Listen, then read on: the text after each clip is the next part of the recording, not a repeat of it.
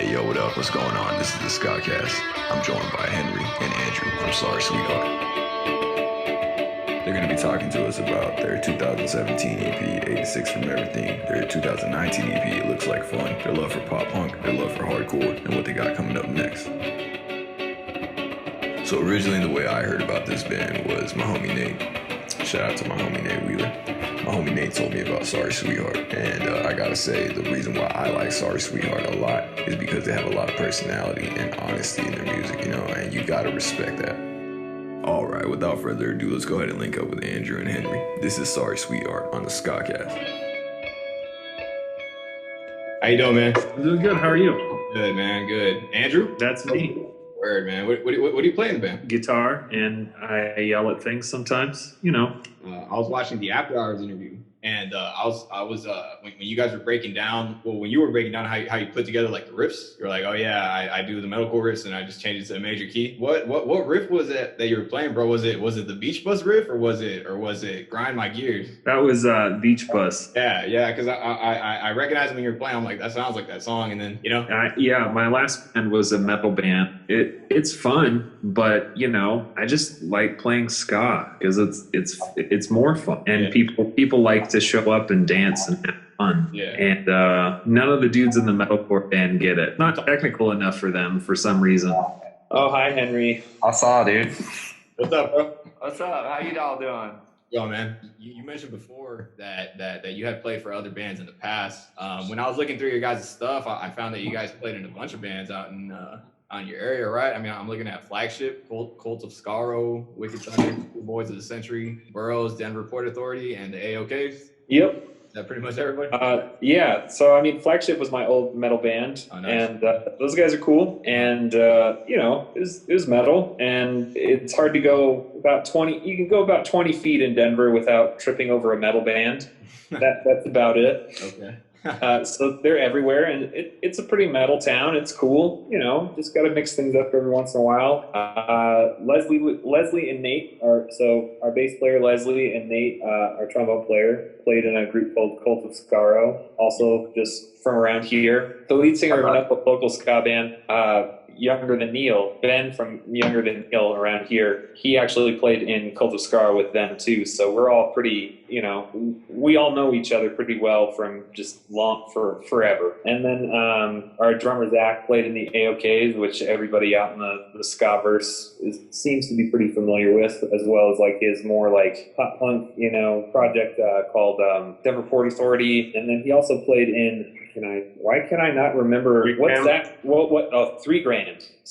Yeah, the more political, like their first the 3 grams before they were called 3 grams was called 3 grams over an ounce, and the first show my high school emo band ever booked was with them, but it got canceled because it was at Snake Pit, and the venue shut down, and no one emailed my little emo band from the mountain, drove all the way to Denver. So I have the poster for it somewhere in my parents' house, but I remember the ending. That sounds about right for every mid-2000s kind of like DIY spot that I ever went to. So, but yeah, like so everybody's in our trombone player Nate played in this ska band I think up north called Party Boys of the Century. They did a few tours, made a few records. Yeah. So everybody's done this for a long time, and so the Cult of Skaro was kind of breaking apart, and our bass player Leslie wanted to get everybody together and start a new group. She wanted it to sound kind of more like the Flatliners and stuff like that, like really just like skacore, one horn, harsh vocals, sometimes with singing, and you know, we all just came to see what happened, and we formed in the basement of the local DIY spot here in town. Mm-hmm. And on the night of a big ska show, and everybody's ears kind of perked up, and everybody kind of came to see what we were doing. And then, you know, I got in the mix and started putting more of that like metalcore, easy core kind of moves on things. And chugs. People liked the chugs, and I like the chugs. we were kind of trying to do our own thing. And, you know, like, it's funny because like being in that metal band for so long, I really wanted to do a really traditional ska band with no punk rock, like really first wave stuff. Yeah. But then I got asked to do this big loud thing, and I'm super pumped that I did, because this band is super tight, and I get to, you know, I try to just do like 4 Years Strong mixed with Less Than Jake, and that's a dream to me. So Yeah. most of the people that we go to our shows, even a lot of the like older ska fans, are really surprisingly like into it. You know, we get people like over 50 coming up to us just saying like, wow, that was new, but I liked it. So I can't say that like the ska crowds are out here in Denver are usually like super cool to us, and we'll show up, they'll throw down and they'll dance and they'll have fun. And you know, we've got our own kind of core of people that generally show up to our stuff, and it's always nice to see people like get into it. So it was weird going, because our last show before all of madness kind of hit was Goldfinger and Mustard Plug, and who else was on that show that I'm forgetting? Younger Hill and us. And it was weird because like I was walking up in the balcony of the theater where we were playing, and you know, just using the restroom before the show, like, you know, everybody does.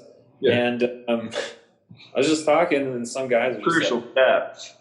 Well, yeah, I mean, like, somebody was, you know, the guys, I was just like, so who are you guys here to see? And they're just like, oh, sorry, sweetheart. And I was just like, what? Really? And they're just like, yeah, you know, songs about drinking yourself to death and partying. And they got that new kind of thing. And I'm like, those guys suck. I don't know. Don't worry about them. They're just like, no, you must be in the band now. I'm like, no. Just, they're guitar players. He's a dick. Don't listen to him. So just, but yeah, like, it's always interesting to see kind of some of that stuff from the outside, because there is a lot of like acceptance, and even like bands that don't sound like us, like Half-Ass 2 have been really cool to us, and like we're pals and we talk every once in a while. SKA 2 Network, man, they've always had our back, and I'm really excited for their new music with their new project, Jer. That goes back to kind of some of that like more like emo, kind of like Midwestern emo, like rock kind of stuff mixed with stuff. Yeah, which like Henry, I'm sure you know way more about that kind of a sound coming together than I do. Because that's my jam. We were talking about it earlier today on the gram, but I didn't start listening to ska until very, very recently. They tricked me, and that's how it be sometimes. I would say as far as that's concerned, and like as far as like some of the stuff that I bring to the table in the band is like the harder crowd that we've had, or the crowd that we've had a harder time accepting us, is the pop punk and hardcore crowd. The ska crowd has been the ska crowd, and like the DIY punk crowd and like the punk crowd in Denver has been the best. But it's like we played like on a couple hardcore shows, and like the reception wasn't like bad, you know. Yeah, no, I feel you. You know, I missed my dancers, you know, that for sure. They surprised us though, because like we had that one random dude, and what T-shirt was he wearing at this like you were playing in the kids table?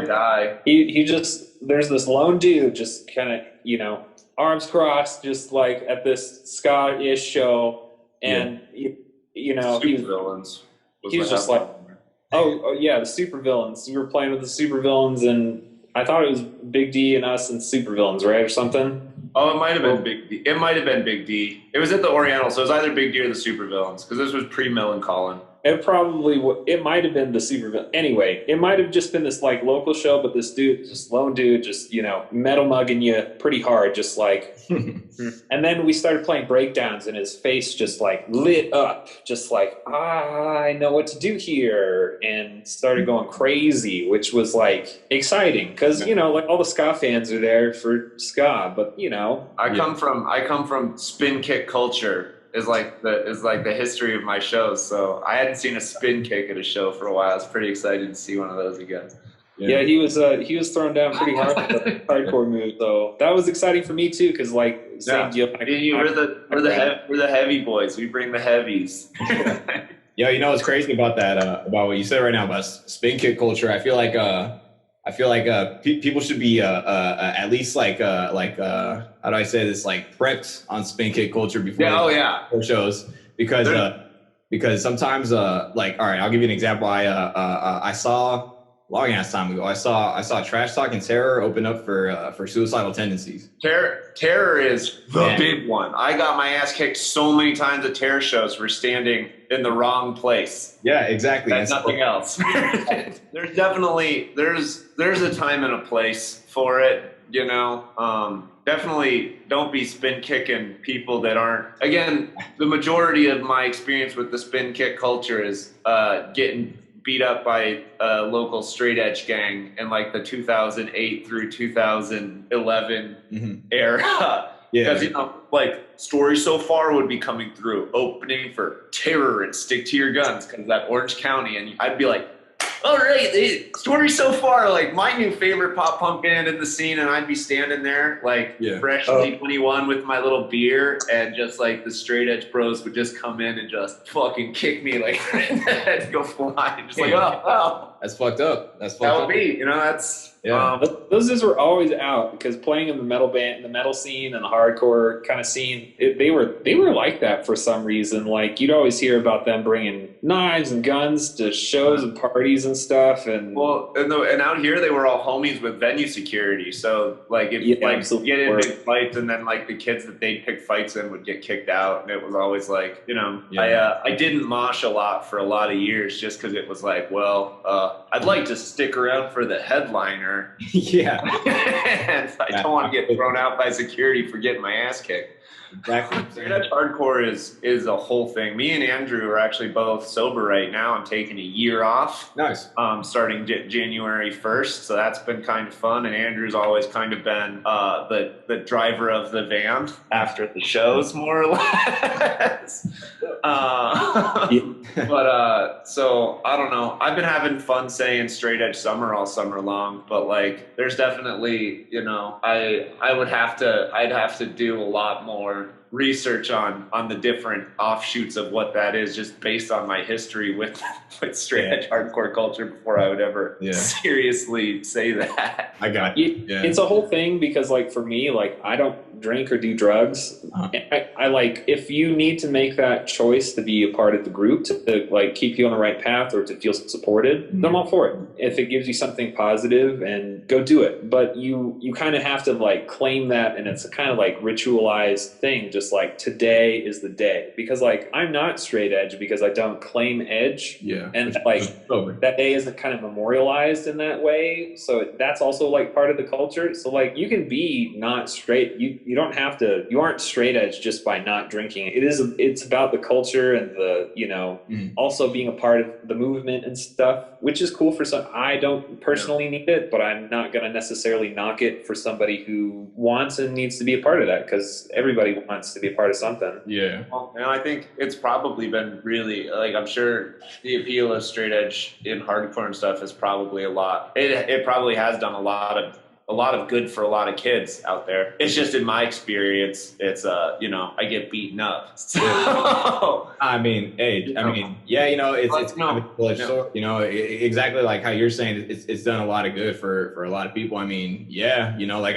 even just from like a general perspective, right? Like something I'm not directly connected to, just something I saw on the internet. I saw an interview of Davey Havoc, who was talking about how the first time he heard Earth. Yeah. He was talking about the first time he heard Earth Crisis, that's what made him want to start doing his thing. Yeah. And I'm like, shit, to me, AFI is like my favorite punk band. That's my favorite. AFI is way up there. As a little vegan emo kid in my heart, Davey Havoc is the king. I think I still have my special edition of Sing the Sorrow on CD. Damn. Over there somewhere with like the variant kind of cover. So I'm with you.